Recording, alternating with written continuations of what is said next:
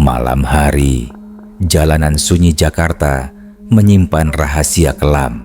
Bayangkan jika suatu ketika order ojek online yang masuk ke ponselmu bukanlah manusia biasa, melainkan arwah gentayangan yang sudah lama mati, meminta diantar ke tempat terlarang.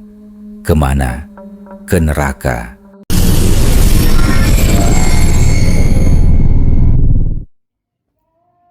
Nama pria itu Arman, seorang driver ojek online di Jakarta. Malam itu, jam sudah menunjukkan pukul 00.37 WIB. Biasanya, Arman jarang sekali menerima order di atas jam 12 malam, apalagi di hari kerja. Namun, entah kenapa, malam itu ia merasa gelisah jika langsung pulang. Ia duduk di atas motornya yang terparkir di tepi jalan, menatap layar ponsel yang sesekali bergetar.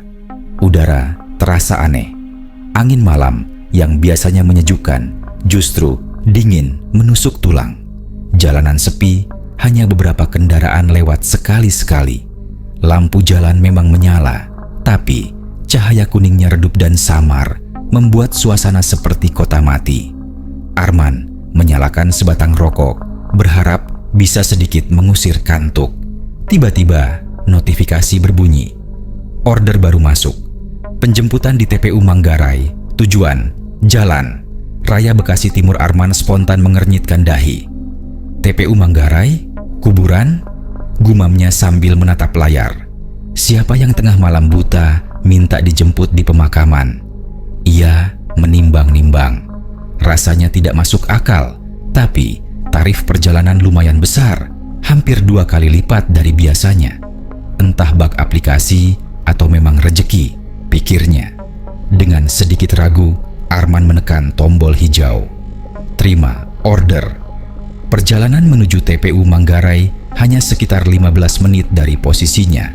Sepanjang jalan, suasana makin mencekam. Hanya ada suara mesin motornya yang meraung di jalanan kosong. Beberapa kali ia melewati tikungan gelap dan rasanya bulu kuduknya berdiri tanpa alasan jelas. Sesampainya di depan gerbang pemakaman, Arman menghentikan motor. Dari luar, area itu gelap gulita. Lampu jalan seolah enggan menyinari tanah luas yang penuh nisan tersebut. Hanya papan tua bertuliskan TPU Manggarai yang terlihat samar. Ya Allah, masa iya beneran ada orang nunggu jemputan di sini? Arman bergumam, matanya menyapu area sekitar. Ponselnya bergetar lagi, tanda dari aplikasi. Anda sudah sampai di lokasi penjemputan. Arman menelan ludah. Ia menekan tombol, sudah sampai, lalu menunggu. Hatinya berdebar keras. Sekitar 3 menit berlalu, tak ada siapapun keluar dari arah makam. Ia hendak membatalkan order ketika tiba-tiba terdengar suara ketukan pelan di jok belakang motornya. Tok, tok, tok. Arman sontak menoleh. Seorang pria berdiri di samping motornya. Wajahnya pucat, matanya cekung, mengenakan jaket hitam panjang yang tampak usang dan basah seperti habis kehujanan. Tapi anehnya, jalanan kering. Mas, ini motornya ojek online kan? Suara pria itu berat, lirih, dan dingin. Arman terkejut, tapi mencoba tetap sopan. Iya betul pak, pesanan ke Jalan Raya Bekasi Timur ya? Pria itu hanya mengangguk. Ia langsung duduk di jok belakang tanpa banyak bicara. Tubuhnya terasa dingin sekali, meski tak menyentuh kulit Arman langsung. Arman sempat melirik melalui kaca spion, dan anehnya, bayangan pria itu tidak sepenuhnya terlihat di cermin. Hanya samar, seperti kabut yang berwujud manusia. Arman mencoba menepis perasaan tidak enak. Ya sudah pak, kita jalan ya. Ia memutar gas, motor melaju menembus sunyi malam. Sepanjang perjalanan, suasana kian tidak wajar. Jalanan yang biasanya ramai oleh kendaraan malam, kini sepi mencekam. Seolah-olah kota itu mati hanya untuk mereka berdua. Arman mencoba mengobrol untuk mengurangi rasa tegang. Bapak pulang kerja ya? Kok jemputnya di TPU? Tanyanya pelan. Pria di belakangnya tidak langsung menjawab. Suaranya baru terdengar setelah beberapa detik, lirih seperti bisikan. "Bukan pulang kerja, aku sedang menunggu dijemput untuk perjalanan terakhir." Arman merinding mendengar kata-kata itu. "Maksudnya, Pak?" Tak ada jawaban, hanya suara nafas berat di belakang punggungnya. Motor melaju terus melewati jalanan panjang. Namun, Arman mulai merasa aneh. Rute yang ditunjukkan aplikasi terasa lebih jauh dari biasanya. Jalan seakan berputar-putar melewati daerah gelap yang bahkan tidak dikenalnya.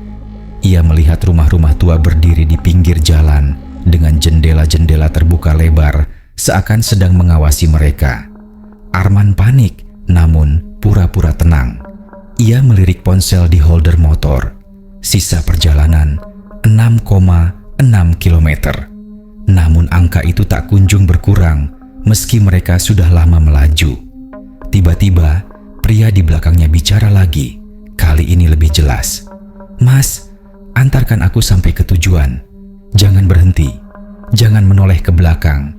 Apapun yang terjadi, Arman tercekat. Hatinya berteriak ingin berhenti, ingin kabur, namun tubuhnya kaku. Ia hanya bisa mengangguk kecil. Udara mendadak semakin dingin. Dari kaca spion, Arman melihat sesuatu yang membuat darahnya serasa berhenti mengalir. Pria itu tersenyum lebar, tapi wajahnya berubah pucat keabu-abuan. Matanya kosong dan bibirnya hitam membiru. Arman cepat-cepat mengalihkan pandangan, menatap lurus ke jalan. Keringat dingin membasahi tubuhnya meski udara menusuk tulang. Malam itu, Arman sadar ia tidak sedang mengantarkan manusia biasa. Ia sedang membawa penumpang yang mungkin sudah lama mati. Motor Arman melaju menembus dingin malam. Jalan Raya Bekasi Timur seharusnya ramai, meski dini hari masih sering ada truk atau angkot. Namun, malam itu seperti ada sesuatu yang salah. Jalanan gelap tanpa kendaraan, bahkan warung-warung kecil yang biasanya buka 24 jam, semua tertutup rapat. Arman melirik ke aplikasi di ponsel. Tulisan, sisa perjalanan 6,6 kilometer, tetap sama, tidak berkurang meski ia sudah mengendarai hampir 10 menit. Hatinya makin gelisah. "Pak, ini jalannya benar kan?" Tanyanya gugup, mencoba membuka percakapan. Dari belakang, suara pria itu terdengar berat dan datar. "Terus saja, jangan berhenti. Kita belum sampai." Arman menelan ludah. Nafasnya mulai memburu. Bayangan pria itu di kaca spion terlihat semakin kabur. Kadang tampak, kadang hilang. Seolah-olah hanya asap yang menempel di jok belakang. Semakin jauh ia melaju, semakin aneh pemandangan sekitar.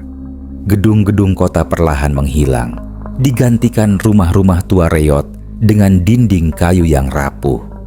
Pohon-pohon besar menjulang di sisi jalan, cabangnya berayun seperti tangan raksasa yang siap meraih siapa saja yang lewat. Arman mengerjap, mencoba meyakinkan diri bahwa itu hanya halusinasi. Tapi semakin ia melihat, semakin nyata. Bahkan udara pun berubah, bau anyir dan busuk menyeruak menusuk hidungnya. "Ya Allah," gumam Arman lirih, matanya mulai panas. Tiba-tiba ponselnya bergetar. Notifikasi baru muncul. "Jangan menoleh ke belakang." Arman kaget. Ia tidak ingat pernah menerima pesan dari aplikasi seperti itu. Tangannya gemetar. Ia ingin bertanya pada pria di belakangnya, tapi tenggorokannya kering, seakan ada yang mencekik. Di tengah perjalanan, Arman mulai mendengar suara aneh. Awalnya samar, seperti bisikan di telinga. "Armaan, jangan antarkan dia." Ia terkejut, memutar kepala ke kanan kiri, tapi jalan tetap sepi. Pria di belakangnya tetap duduk diam, menunduk. Tak lama kemudian, suara lain muncul. Kali ini terdengar seperti jeritan orang kesakitan, saling bersahutan, seakan berasal dari balik pepohonan di pinggir jalan. Suara itu bercampur dengan tawa kecil yang serak dan menyiksa telinga. Arman hampir kehilangan kendali motornya. Tangannya kaku, namun ia terus melaju karena perasaan aneh. Jika ia berhenti, sesuatu lebih buruk akan terjadi. Setelah lama diam, pria itu akhirnya kembali bicara. Suaranya datar, namun kali ini jelas. "Mas, tahu nggak kenapa saya naik ojek malam ini?" Arman menelan ludah. Enggak pak. Aku sudah lama menunggu tumpangan, bertahun-tahun. Banyak pengendara lewat, tapi tidak ada yang bisa melihatku. Malam ini, kamu yang dipilih." Arman tercekat. Suhu tubuhnya langsung merosot. "Dipilih? Dipilih siapa?" Tanyanya nekat, meski suaranya bergetar. Pria itu terkekeh pelan. Tawanya kering, terdengar tidak manusiawi. "Dipilih mereka yang ada di bawah sana. Aku harus diantar ke tujuan terakhirku." Arman merasakan keringat dingin menetes di pelipisnya. Kata-kata itu menancap di telinganya seperti paku berkarat.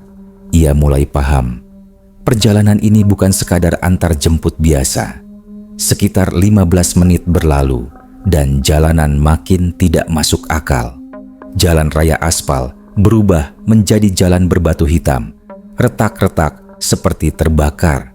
Udara semakin panas, kontras dengan hawa dingin sebelumnya. Dari kejauhan, Arman melihat cahaya merah menyala-nyala seperti kobaran api. Ponselnya masih terpasang di holder. Layar menunjukkan peta yang berputar-putar tak jelas. Tulisan jalan, Raya Bekasi Timur, berubah menjadi huruf-huruf aneh, seakan bukan bahasa manusia. Namun di bawahnya jelas tertera kata, tujuan gerbang neraka. Jantung Arman hampir copot. Ia mengucek matanya, berharap itu hanya ilusi. Tapi ketika menatap lagi, tulisannya tetap sama. Pria di belakangnya berbisik pelan, "Sebentar lagi sampai. Jangan berhenti, Mas. Kalau kamu berhenti, kamu ikut masuk bersamaku." Arman menelan ludah. Napasnya tersengal, namun ia terus memacu motor. Tiba-tiba dari sisi jalan bermunculan bayangan hitam. Mereka seperti manusia, tapi tubuhnya hangus terbakar, matanya merah menyala, dan mulut mereka terbuka lebar, mengeluarkan jeritan pilu. Sosok-sosok itu berjalan pincang mengikuti motor Arman. Beberapa mencoba meraih, tangan mereka yang gosong hampir menyentuh punggungnya. Arman ingin berteriak, tapi suaranya tercekat. Ia hanya bisa membaca doa dalam hati, meski lidahnya kaku. "Allahu Akbar, la ilaha illallah." Pria di belakangnya justru tampak semakin tenang. Ia mendongak ke langit, lalu berbisik dengan suara serak. Akhirnya, pintu itu terbuka lagi. Motor Arman tiba di sebuah persimpangan aneh. Jalan itu berakhir pada sebuah gerbang raksasa berwarna merah menyala, terbuat dari besi berkarat dengan ukiran wajah-wajah manusia yang tampak menderita. Dari balik gerbang terdengar suara jeritan ribuan orang, bercampur suara api berkobar. Arman gemetar. Tangannya hampir tak mampu memegang stang motor. Ia sadar, ini bukan lagi Jakarta, bukan lagi dunia manusia. Ia entah bagaimana terseret ke dimensi lain. Pria di belakangnya bersuara pelan, namun penuh tekanan. "Mas, berhenti di depan gerbang itu. Tugasku selesai di sini." Arman ingin menolak, ingin kabur, tapi tubuhnya seakan terkunci. Motor berhenti tepat di depan gerbang. Bau belerang dan daging terbakar menyengat hidung. Pria itu turun dari motor. Wajahnya kini benar-benar berubah. Kulitnya mengelupas, matanya kosong, mulutnya sobek hingga ke telinga. Ia menatap Arman dengan senyum mengerikan. "Terima kasih, Mas Arman. Kamu sudah mengantarku. Tapi ingat, perjalananmu belum selesai." Seketika, gerbang itu bergetar hebat. Dari dalamnya, suara jeritan semakin keras, seakan ada ribuan tangan yang memanggil. Arman hanya bisa membeku, matanya melebar ketika gerbang perlahan terbuka. Arman menatap gerbang itu dengan tubuh gemetar. Ukiran wajah-wajah manusia yang melekat di besi merah berkarat tampak bergerak seakan mereka hidup, menjerit meminta tolong. Beberapa wajah bahkan menoleh ke arah Arman, mata mereka memohon belas kasihan. Ya Allah, apa ini? Suara Arman serak, hampir tak terdengar. Pria misterius yang tadi menjadi penumpangnya berdiri tepat di depan gerbang. Tubuhnya sudah tak lagi menyerupai manusia seutuhnya. Kulitnya mengelupas, darah hitam menetes dari tangannya. Senyumnya lebar, bibirnya hitam membiru, giginya panjang tajam. Mas Arman, ucapnya dengan suara serak namun penuh kekuatan. Aku sudah lama menunggu malam ini. Aku butuh seorang pengantar dan kamu yang dipilih. Tanpa kamu, aku tak akan bisa sampai sejauh ini. Arman mundur setapak. Motornya masih menyala. Lampu depan menyorot jalan berbatu hitam. Namun jalan itu berakhir tepat di gerbang. Tak ada lagi jalan untuk pulang. Suara dentuman keras mengguncang udara ketika gerbang itu perlahan terbuka. Dari celahnya, cahaya merah menyala, disertai hembusan panas luar biasa. Bau belerang, darah, dan daging terbakar menyeruak. Arman menutup hidungnya, tapi itu tak ada gunanya. Bau itu meresap, menempel di tubuhnya. Dari dalam gerbang, terlihat pemandangan yang membuat darahnya berhenti mengalir. Lautan api membara, sungai lava mengalir deras, dan sosok-sosok hitam bergeliat menjerit kesakitan. Tubuh mereka dililit rantai membara. Dari kejauhan, terdengar suara tawa mengerikan, bukan tawa manusia, melainkan sesuatu yang jauh lebih jahat. Pria itu melangkah masuk perlahan, seperti seseorang yang pulang ke rumah. Namun sebelum tubuhnya hilang ditelan cahaya merah, ia menoleh kepada Arman. Jangan pergi dulu, Mas. Setelah aku, mungkin giliranmu. Ketika gerbang makin terbuka, Arman mendengar sesuatu. Suara panggilan, samar namun jelas, menyebut namanya. Arman, Arman, ikutlah ke sini. Ia menoleh panik ke kiri kanan. Tidak ada siapapun. Suara itu berasal dari dalam gerbang. Semakin lama, semakin banyak suara ikut memanggil. Ratusan, ribuan, saling tumpang tindih. Semua menyebut namanya. Tidak, ini tidak nyata. Ini mimpi buruk. Arman berusaha meyakinkan diri, namun kakinya gemetar. Tiba-tiba, sosok tangan besar berwarna hitam legam keluar dari celah gerbang, berusaha meraih. Jari-jarinya panjang, kuku-kukunya tajam seperti belati. Arman buru-buru memundurkan motornya, hampir terjatuh. Dari dalam api, sesosok raksasa muncul. Tubuhnya setinggi bangunan 3 lantai, kulitnya merah membara seperti lava, matanya menyala kuning. Ia memegang cambuk rantai berapi. Suara langkahnya saja membuat tanah bergetar. Siapa yang berani membuka gerbang tanpa izinku? Suaranya menggelegar, memekakan telinga. Arman menutup telinga, namun suara itu seperti menembus langsung ke kepalanya. Pria misterius yang tadi ia bawa justru tertawa terbahak-bahak. Suaranya bergema panjang. Ini aku yang tersesat selama puluhan tahun. Dan dia, pria itu menunjuk Arman dengan jari hitamnya yang bengkok. Dia pengantarku. Ia membawa aku ke sini. Aku sudah menepati janji. Arman kaget. Apa? Aku tidak pernah janji apa-apa, teriaknya putus asa. Namun penjaga itu menundukkan kepala, menatap tajam ke arah Arman. Tatapannya membuat darah Arman seolah mendidih. Kalau begitu, berarti giliranmu sekarang, manusia. Arman panik. Ia menyalakan gas motornya, mencoba kabur ke arah jalan ia datang. Namun, jalanan di belakangnya sudah berubah. Tidak ada lagi jalan berbatu, hanya jurang hitam tak berujung, seolah dunia manusia sudah tertutup rapat. Ia hampir menangis. Ya Allah, tolong aku. Penjaga itu mengayunkan cambuk apinya. Rantai berapi itu menghantam tanah, membuat retakan besar tepat di depan ban motornya. Panasnya terasa sampai ke wajah Arman, membuat kulitnya perih. Pria misterius yang sudah separuh masuk ke neraka menatap Arman dengan mata kosong, lalu berkata, "Pelan, kalau kamu tidak mau masuk sekarang, cepatlah cari jalan keluar. Tapi ingat, sekali kamu keluar, mereka akan terus mencarimu sampai ajalmu tiba. Kamu sudah melihat gerbang ini. Kamu tidak akan pernah bisa lari." Arman menjerit ketika tiba-tiba merasakan panas membakar di lehernya. Ia menepuk-nepuk, tapi tak ada api. Namun ketika ia melihat pantulan dirinya di spion motor, ada lambang hitam terbentuk di kulit lehernya. Bentuknya seperti ukiran lingkaran dengan simbol aneh, bercahaya merah samar. "Tidak, apa ini?" Arman terengah. Pria misterius itu tersenyum puas. "Itu tandanya, Mas. Sekarang kamu sudah terikat. Cepat atau lambat, kamu akan kembali ke sini, entah sebagai pengantar atau sebagai korban." Tiba-tiba, gerbang bergetar hebat. Penjaga raksasa mengaum, dan dari dalam terdengar jeritan yang makin keras. Pria misterius itu melangkah masuk sepenuhnya, tubuhnya ditelan api.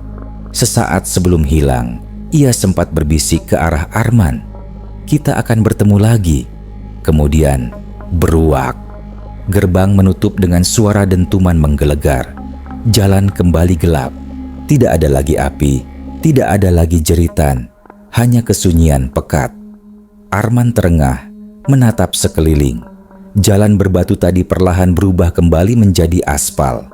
Lampu jalan kembali menyala. Motor masih menyala di bawah tubuhnya, dan ponselnya kembali menampilkan rute normal. Jalan Raya Bekasi Timur, 1,2 km tersisa. Namun di lehernya, simbol itu tetap ada, menyala samar di balik kulitnya. Arman sadar, meski gerbang itu telah tertutup, pintu menuju neraka sudah menandainya. Dan ia tahu, ini baru permulaan.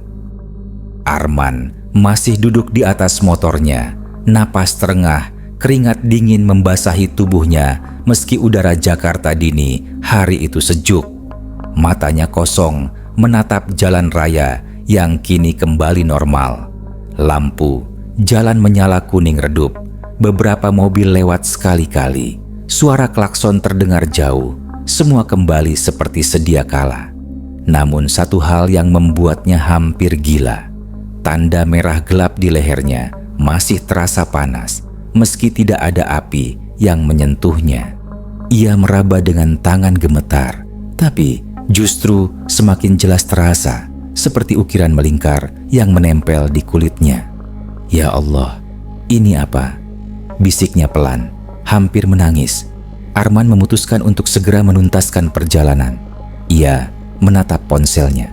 Aplikasi menunjukkan tujuan hanya tinggal 1,2 km lagi.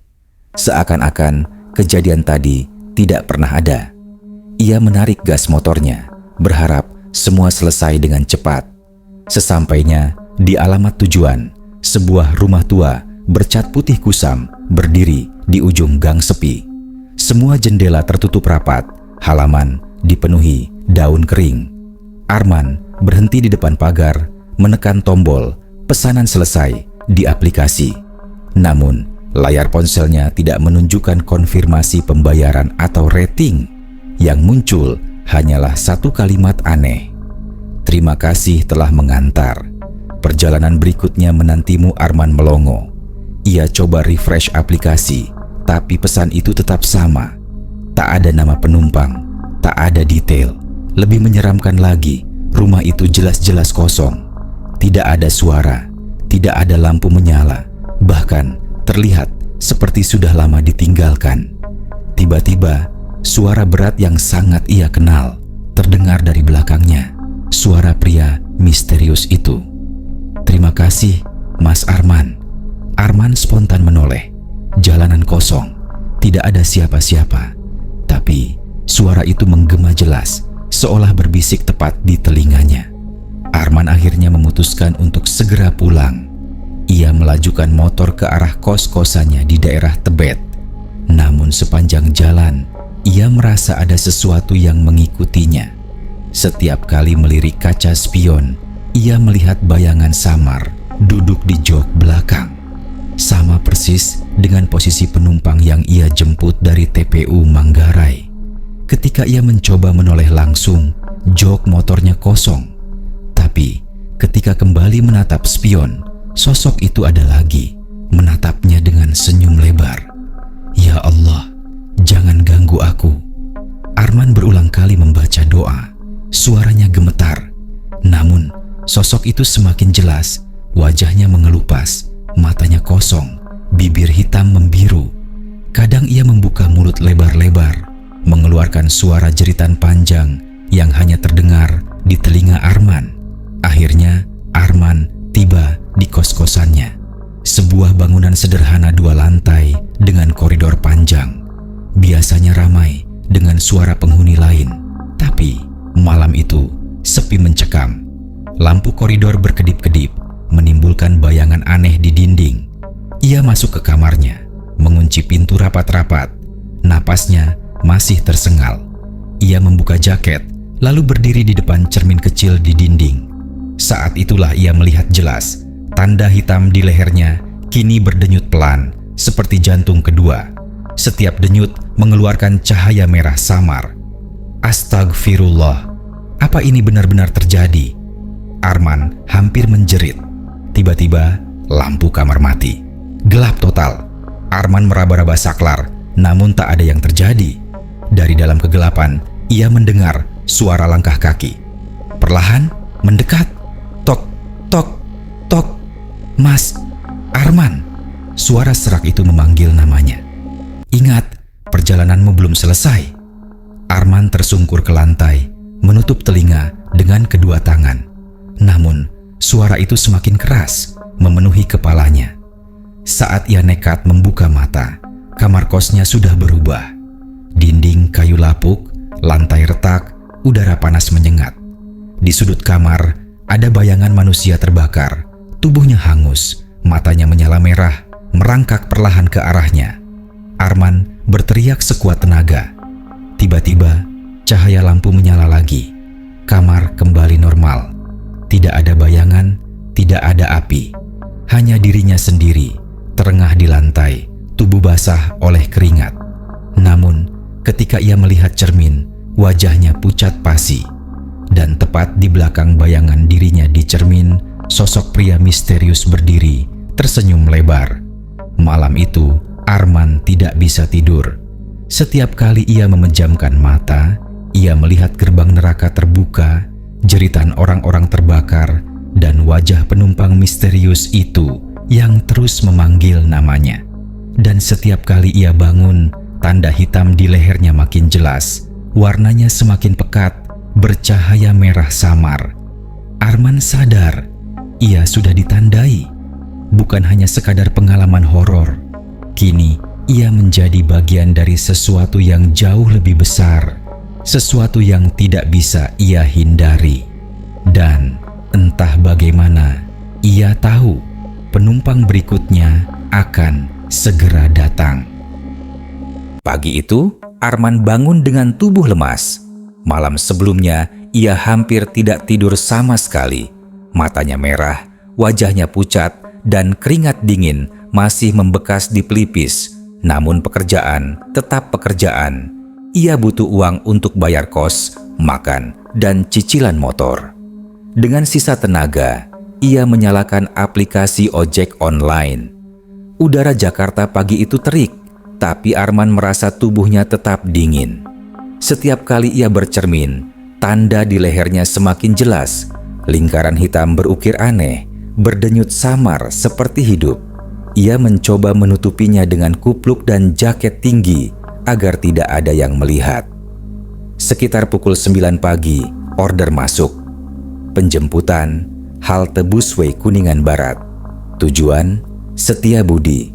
Arman menghela napas lega. Alhamdulillah, normal. Bukan TPU lagi, gumamnya. Ia berharap kejadian malam itu hanyalah mimpi buruk. Sesampainya di halte, ia melihat seorang wanita muda berdiri di pinggir jalan. Pakaiannya rapi, Blus putih, rok hitam, membawa tas kerja. Dari jauh, ia tampak seperti penumpang biasa. "Pagi, Mbak. Ojek online, ya?" tanya Arman. Wanita itu hanya mengangguk tanpa suara, lalu naik ke jok belakang. Wajahnya pucat, tapi Arman mengira mungkin karena lelah bekerja. Ia tak berpikir aneh. Namun ketika motor mulai melaju, Arman mencium bau menyengat. Bukan parfum, tapi bau anyir darah. Arman mencoba melirik lewat kaca spion. Saat itu jantungnya hampir berhenti. Wanita itu tidak punya wajah. Dari balik rambut panjang yang menutupi kepalanya, tampak kulit rata tanpa mata, tanpa hidung, tanpa mulut. Hanya permukaan pucat yang kosong. Arman tersentak, hampir kehilangan kendali. Ia membaca doa dalam hati, tapi motor tetap melaju. Wanita itu memeluk pinggangnya erat, dingin, membuat tubuh Arman menggigil. "Mas, belok kanan." Suara wanita itu tiba-tiba terdengar, tapi bukan dari mulut, karena memang ia tak punya mulut. Suara itu langsung masuk ke kepala Arman, bergema seperti bisikan ribuan orang. Arman tak bisa menolak. Ia mengikuti instruksi, meski aplikasi menunjukkan jalur berbeda. Arman dibawa ke jalan kecil di belakang gedung-gedung tinggi Setiabudi. Jalannya sepi, penuh gedung tua terbengkalai. Suasana terang siang hari, tapi terasa dingin dan mencekam. Wanita itu tiba-tiba berkata lagi, "Mas, berhenti di sini." Arman menghentikan motor. Ia menoleh ke belakang, dan wanita itu sudah tidak ada. Jok belakang kosong. Arman gemetar. Ia memeriksa aplikasi. Status order selesai dengan pesan yang sama seperti malam sebelumnya. "Terima kasih telah mengantar. Perjalanan berikutnya menantimu." Arman hampir melempar ponselnya. Tangan gemetar, keringat bercucuran. Sejak saat itu, semua order yang masuk terasa janggal. Penumpang-penumpangnya bukan lagi manusia biasa. Ada seorang bapak tua yang minta diantar ke Tanah Abang. Tapi ketika Arman melihat lewat spion, bapak itu tidak punya kaki. Jok motor basah oleh darah. Meski setelah selesai menghilang begitu saja. Ada anak kecil yang minta diantar ke rumah sakit Cipto. Sepanjang jalan, ia tertawa kecil. Namun ketika Arman berhenti, anak itu lenyap, meninggalkan suara tangis panjang yang bergema di telinganya. Ada perempuan hamil yang naik dari pancoran, tapi perutnya bergerak tidak wajar, seperti ada banyak tangan yang mendorong dari dalam. Setiap order selesai, aplikasi hanya menampilkan kalimat yang sama. "Terima kasih telah mengantar. Perjalanan berikutnya menantimu." Menjelang malam, Arman tak tahan lagi. Lehernya terasa terbakar. Ia masuk ke toilet umum, membuka jaket, dan bercermin. Tanda hitam di lehernya kini bersinar terang. Bentuknya berubah, bukan lagi lingkaran, melainkan seperti gerbang kecil dengan api merah. Dari tanda itu, samar-samar terdengar jeritan orang-orang yang ia antar. "Tidak, jangan, keluarkan aku dari sini." Arman berteriak, membentur cermin dengan tinjunya. Tapi jeritan itu tetap terdengar dari dalam tanda di lehernya. Saat ia kembali ke motor, ponselnya bergetar. Sebuah notifikasi baru muncul. Perjalanan terakhir akan segera dimulai. Bersiaplah, Arman tercekat. Tangannya gemetar memegang ponsel. Ia belum menekan apa-apa, tapi layar langsung menampilkan alamat penjemputan. Penjemputan TPU Manggarai. Tujuan, gerbang Arman Mematung. Kata gerbang itu membuat tubuhnya seakan lumpuh. Itu pasti gerbang yang sama, gerbang yang pernah ia lihat malam itu. Dan kali ini, ia merasa bukan hanya penumpang yang akan diantar, mungkin ia sendiri yang dituju. Malam itu Jakarta seperti kota mati. Jalanan yang biasanya penuh klakson, lampu kendaraan, dan hiruk-pikuk kini terasa sunyi. Arman menatap layar ponselnya yang masih menyala. Order terakhir itu tetap terpampang jelas. Penjemputan TPU Manggarai. Tujuan gerbang. Tangan Arman gemetar. Ia ingin menolak, ingin mematikan aplikasi, bahkan ingin membanting ponsel itu ke tanah. Namun jemarinya kaku, seolah ada kekuatan tak kasat mata yang memaksa. Motor Arman melaju sendiri, meski ia tak sepenuhnya mengendalikan. Angin malam menusuk tulang. Jalanan yang tadi ramai kini kosong. Lampu-lampu jalan berkedip aneh, lalu mati satu persatu ketika ia lewati. Gerbang makam Manggarai terbuka lebar. Padahal jam sudah lewat tengah malam. Arman berhenti tepat di depan. Ponselnya bergetar. Notifikasi masuk. Penumpang menunggu. Pelipis Arman dingin. Ia menoleh ke arah dalam makam. Di antara nisan yang berbaris, tampak sosok berdiri tegak, tinggi, kurus, berbalut kain kafan kotor. Wajahnya pucat abu-abu dengan mata hitam kosong. Sosok itu melangkah keluar perlahan. Setiap pijakan kakinya terdengar berat, seperti tanah menolak melepaskannya. Saat sampai di dekat Arman, ia mengeluarkan suara parau. "Antarkan aku ke gerbang. Sudah waktunya." Sosok itu duduk di jok belakang. Arman merasakan tubuhnya semakin dingin, seolah es menempel di kulit. Motor bergetar sendiri, lalu melaju tanpa kendali. Aplikasi di layar ponsel tidak lagi menunjukkan peta Jakarta, melainkan jalan merah menyala, seperti sungai api yang memanjang tak berujung.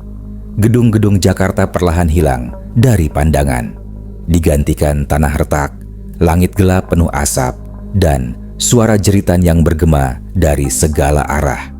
Arman panik. "Tolong, saya bukan bagian dari ini. Saya hanya ojek online biasa." Sosok di belakangnya menjawab pelan. "Tidak ada yang biasa, Arman. Kau dipilih. Dari pertama kali kau mengantarku, tanda itu sudah tertanam di tubuhmu. Kau bukan hanya pengantar, kau calon penghuni." Di depan, akhirnya tampak sesuatu. Gerbang raksasa dari besi hitam, menjulang hingga menembus langit. Dari celah-celahnya, api neraka menyembur, disertai jeritan manusia yang terdengar nyata. Bau daging terbakar menusuk hidung. Gerbang itu terbuka perlahan, menunggu. Sosok penumpang turun dari motor. Ia menoleh pada Arman, senyumnya miring dan menakutkan. "Terima kasih, kau sudah mengantar. Kini giliranku masuk, dan giliranmu akan segera tiba." Neraka tidak pernah kekurangan penumpang. Sosok itu melangkah masuk ke dalam, lalu tubuhnya terbakar, lenyap bersama jeritan ribuan arwah.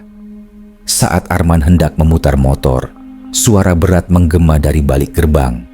Bukan suara satu orang, melainkan ribuan. "Arman, kau terikat tanda.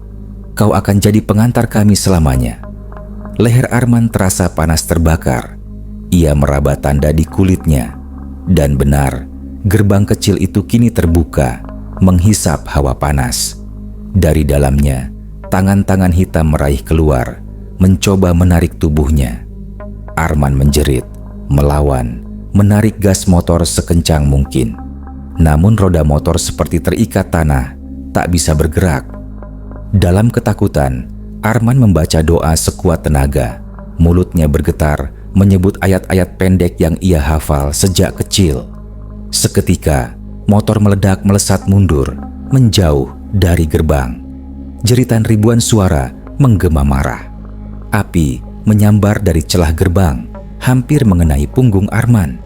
Ia terus melaju, tak menoleh ke belakang, sampai akhirnya pemandangan kembali berubah menjadi jalanan Jakarta. Ia berhenti di pinggir jalan, napas terengah, tubuh gemetar hebat. Motor dan ponselnya normal kembali. Layar ponsel kini kosong, tanpa aplikasi, tapi tanda di lehernya tetap ada, berdenyut, memancarkan panas.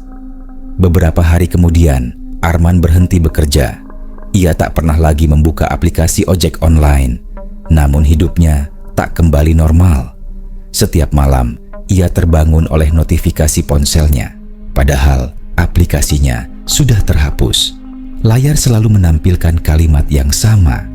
"Perjalanan berikutnya menantimu." Kadang ia mendengar suara mesin motor menyala sendiri di luar kosannya, padahal kuncinya ia simpan. Kadang ia melihat bayangan penumpang duduk di jok belakang, menunggu untuk diantar, dan setiap kali ia bercermin, tanda di lehernya semakin besar, semakin menyerupai gerbang api yang nyata. Arman tahu, cepat atau lambat, ia tak hanya akan menjadi pengantar, ia akan menjadi penumpang berikutnya. Sejak malam itu, Arman tidak pernah lagi berani membuka aplikasi ojek online. Tapi, setiap tengah malam, notifikasi itu selalu muncul. Perjalanan berikutnya menantimu. Jika suatu hari, ponselmu bergetar tanpa sebab, dan ada order misterius masuk dari TPU Manggarai, jangan pernah menerimanya. Karena mungkin itu adalah perjalanan terakhirmu.